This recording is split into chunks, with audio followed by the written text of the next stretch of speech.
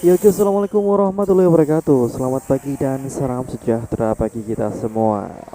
Oke, pada kali ini kita berkunjung ke pasar hewan, pasar hewan Rojokoyo. Umumnya yaitu sapi dan kambing di daerah Babat, Lamongan yang terletak di Desa Nguwo ya. Jadi di sini kami akan masuk ke dalam, kita melihat-lihat. Oke, jadi bagi teman-teman semua yang tentunya ingin berbisnis sapi, sebelum berbisnis kita harus mengetahui semua seluk-beluk tentang sapi atau kambing ya.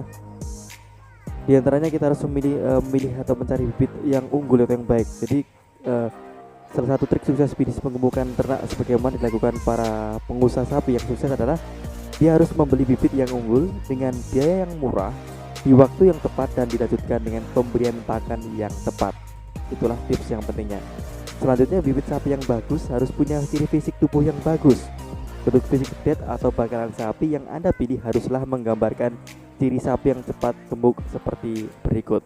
Jadi yang pertama, bentuk tubuh yang proporsional, yaitu mempunyai rangka tubuh yang kokoh serta lebar. Selanjutnya, tinggi tubuh yang sama antara depan dan belakang serta tubuhnya memanjang. Selanjutnya yaitu dada yang lebar. Dengan mempunyai dada yang lebar akan membuat pertumbuhan daging di daerah dada bisa maksimal. Selanjutnya, mempunyai bulu yang kering dan pendek dengan mata yang bersinar dan responsif terhadap lingkungan sekitar. Selanjutnya, bibit sapi yang bagus biasanya mempunyai pantat yang lebar serta perut kecil. Karena bibit sapi yang punya perut besar menandakan bahwa bibit sapi terkena penyakit cacingan. Perut bibit sapi yang terlalu besar akan menghalangi pertumbuhan di bagian lain, karena daging biasanya hanya akan tumbuh di bagian perut saja. Selanjutnya, mempunyai kaki yang kokoh dan tulang kaki yang besar. Kaki yang kokoh pada bibit sapi yang bagus akan menopang berat badan sapi yang semakin besar. Dan selanjutnya, bibit sapi mempunyai bentuk kaki yang normal serta lurus. Selanjutnya, bibit sapi yang bagus memiliki bentuk tubuh yang tidak terlalu kurus dan tidak terlalu gemuk. Pilihlah bibit sapi yang berukuran sedang karena bibit yang terlalu kurus dan gemuk pertanda bahwa keadaan sapi tidak terlalu baik untuk dikembangkan. Nah, selain itu kita harus memperhatikan usia bibit sapi yang mau kita pelihara ya. Jadi usia yang kita pelihara harus yang tepat ya. Untuk pemula usaha mengemukkan sapi biasanya pilihlah bibit sapi yang sudah berusia sekitar 2 sampai 3 tahun. Ini dikarenakan pada usia tersebut merupakan umur yang paling ideal untuk dikembangkan. Selain itu, pada usia tersebut sapi akan lebih mudah untuk tumbuh dan kembang yang maksimal. Kelemahan sapi usia 2 tahun adalah harga yang sudah relatif mahal. Alternatifnya, Anda bisa membeli bakalan sapi berumur 1 tahun.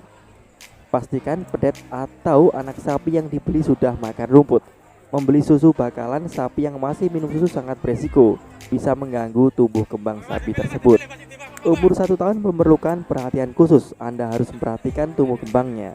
Oleh karena itu, jika ini sapi pertama Anda, saya sarankan belilah yang berumur sekitar 2 sampai 3 tahun.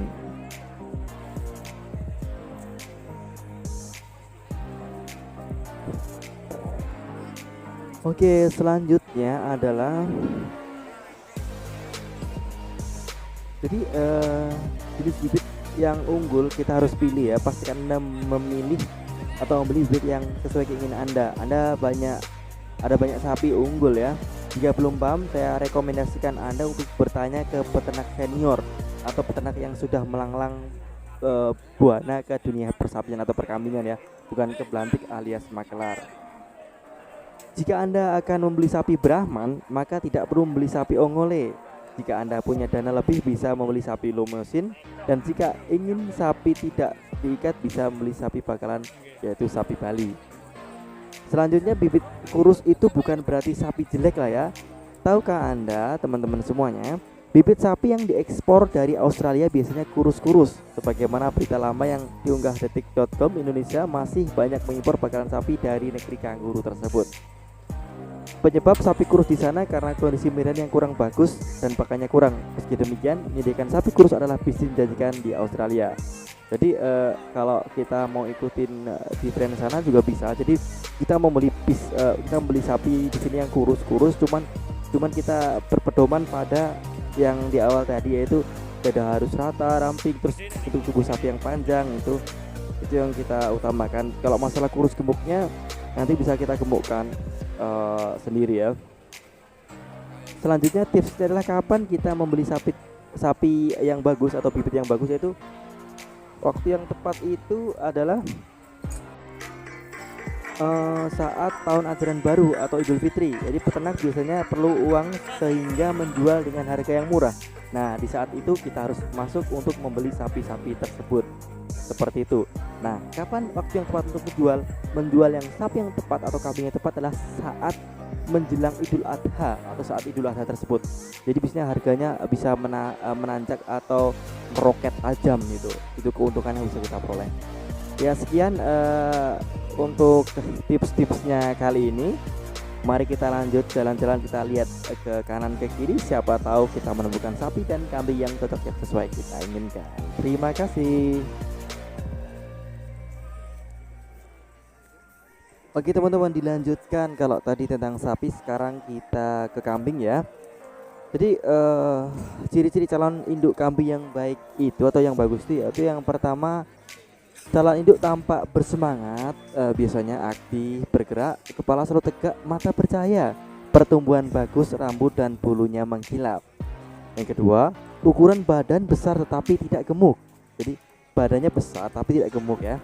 Yang ketiga, bentuknya kompak antara dada dalam dan lebar, dan garis punggung dan pinggang itu lurus atau sejajar ya. Soalnya keempat, kakinya lurus terlihat kokoh serta memiliki tumit yang tinggi. Dan selanjutnya, umur di atas 1 tahun. Jadi usahakan bibit kambing itu indukan umurnya di atas 1 tahun. Tingkat kesuburan reproduksi sedang. Selanjutnya, sifat keindukannya baik, tubuhnya tidak cacat, berasal dari keturunan kembar 2. Jadi kalau keturunan kembar 2 itu malah lebih bagus ya kalau dibuat indukannya. Jadi biar anaknya nanti itu kalau melahirkan juga kembar-kembar gitu. Selanjutnya, jumlah puting 2 buah. Dan yang terakhir, jadi berat badannya itu lebih dari 20 kg. Jadi kalau bisa jangan terlalu gemuk tapi juga jangan terlalu kurus gitu. Kalau terlalu kurus, kalau krempeng itu ya agak mengkhawatirkan gitu. Jadi kalau bisa lebih dari 20 kg ya kalau dibuat untuk indukan loh ini ya. Nah, selanjutnya kalau kita ingin mencari calon kambing pejantan yang baik, jadi kita harus usahakan penampilannya itu harus bagus dan besar, jadi kokoh, tegap gitu. Umurnya di atas 1,5 tahun. Selanjutnya, keturunan kembar juga, mempunyai nafsu kawin yang besar, jadi nafsu kawinnya harus tinggi gitu. Sehat dan tidak cacat. Seperti itu ya teman-teman semuanya ya. Saya kira kalau untuk tips dan trik untuk memilih kambing yang bagus atau sapi yang bagus, langsung saja kita temui orang-orang di sekitar kita yang telah melanglang buana memelihara sapi, memelihara kambing atau hewan ternak yang lainnya. Kita tanya secara detail. Jadi sebelum kita mau terjun ke bidang usaha peternakan tersebut, kita harus tahu ilmunya, jadi seluk-beluknya, mulai dari jenis apa yang mau kita ternak, terus kandangnya seperti apa, selanjutnya pemeliharaannya seperti apa, pakannya seperti apa, nutrisi dan lain sebagainya. Dan nanti ketika panen itu, kambing atau sapi itu kita mau jual kemana, pangsa pasarnya seperti apa, kita harus secara detail itu ya.